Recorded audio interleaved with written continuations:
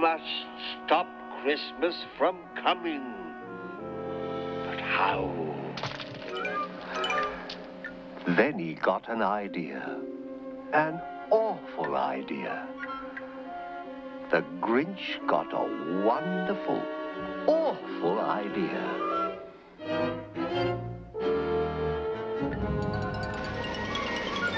I know just what to do. The Grinch laughed in his throat. I'll make a quick Santa Claus hat and a coat. He chuckled and clucked. What a great Grinchy trick. With this coat and this hat, I'll look just like Saint Nick.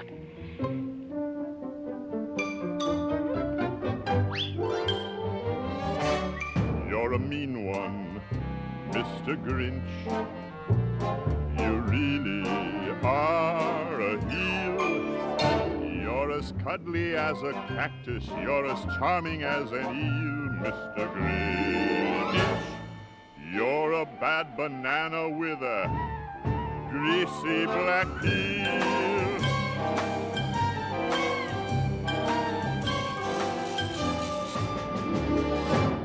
You're a monster, Mr. Grinch. Your heart's an empty hole. Your brain is full of spiders. You've got garlic in your soul, Mr. Grinch. I wouldn't touch you with a 39.5-foot pole. All I need is a reindeer. The Grinch looked around, but since reindeer are scarce, there was none to be found. Did that stop the Grinch? The Grinch simply said, if I can't find a reindeer, I'll make one instead. So he took his dog Max, and he took some black thread, and he tied a big horn on the top of his head.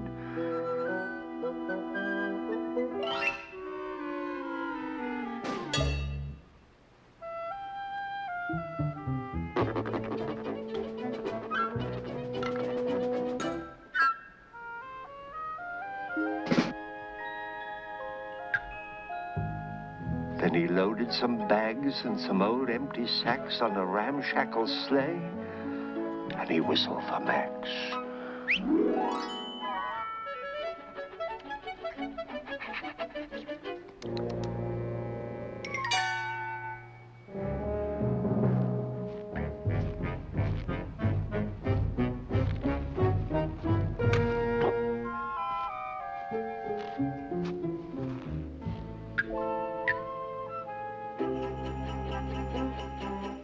Then the Grinch said, get up!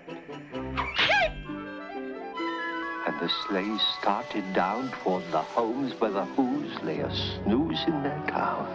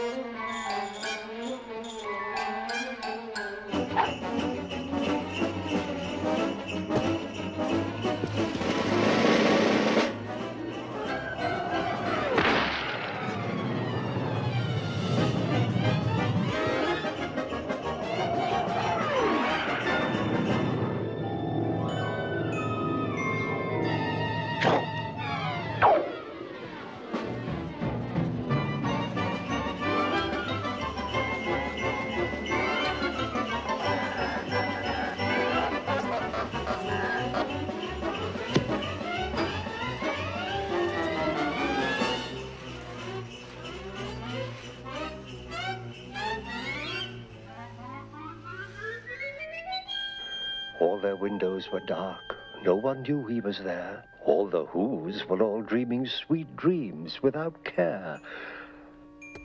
When he came to the first little house on the square. This is stop number 1. The old Grinchy Claus hissed as he climbed to the roof, empty bags in his fist.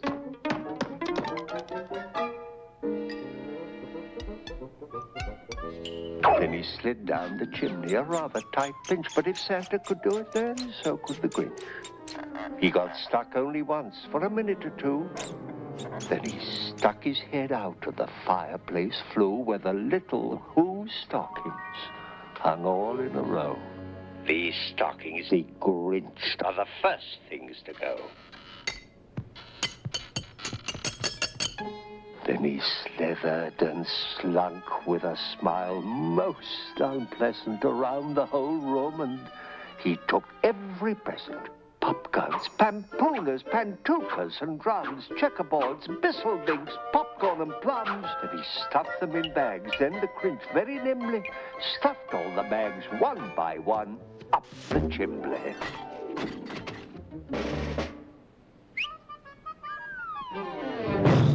You're a vile one, Mr. Grinch. You have termites in your smile. You have all the tender sweetness of a seasick crocodile, Mr. Grinch. Given the choice between the two of you, I'd take the, seasick crocodile.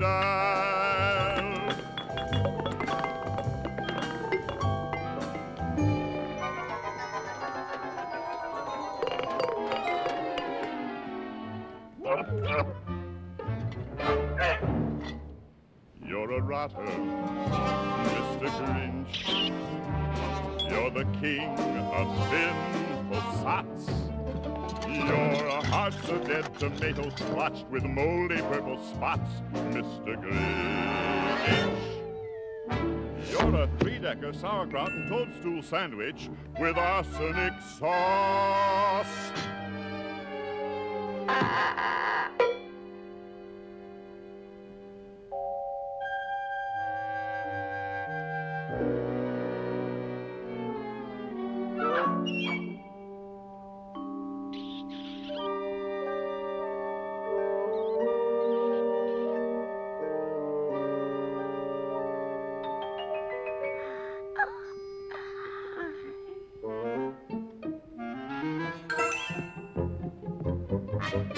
Then he slunk to the icebox.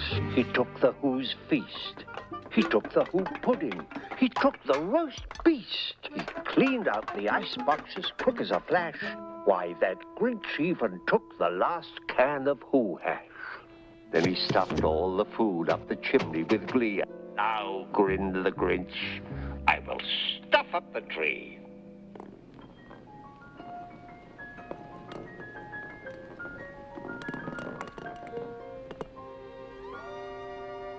As the Grinch took the tree, as he started to shove, he heard a small sound like the coo of a dove. He turned around fast and he saw a small Who, little Cindy Lou who was no more than 2. She stared at the Grinch and said, Santa Claus, why? Why are you taking our Christmas tree? Why? But you know, that old Grinch was so smart and so slick. He thought up a lie, and he thought it up quick. Hi, my sweet little tot, the fake Santa Claus lied. There's a light on this tree that won't light on one side.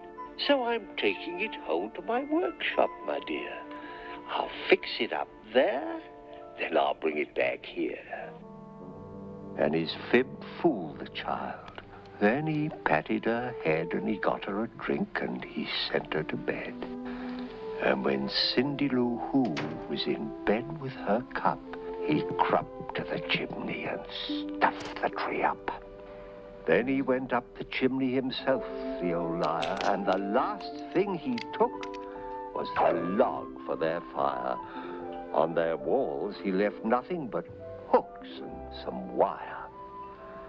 And the one speck of food that he left in the house was a crumb that was even too small for a mouse.